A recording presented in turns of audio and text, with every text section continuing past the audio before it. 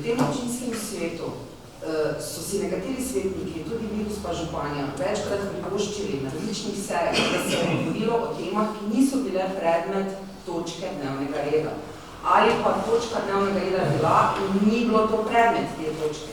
Jaz mislim, da če so se takrat naredile izjeme, potem se ta, če je to izjema, lahko naredi tudi sedaj. Če je gospod Štravs v svojem poročilu vključil tudi nekaj nepravilnosti, o katerih smo razpravljali na prejšnjih sejah in so nekateri svetniki te točke izpostavili in so izpostavili tudi to, da niso dobili razlage in nimajo informacije glede tega, informacije so prihajale samo iz vaše strani, tudi vi ste bili nezadovoljni, gospa županja, da iz strani nadzornega odbora ni poročevalcev, ni informacij, nihče ne pride na sejo. Mislim, da sedaj lahko dopustimo besedo temu predstavniku in da pove svoje mnenje. Kaj se bo potem o tem razpravljalo, pa lahko v razpravi.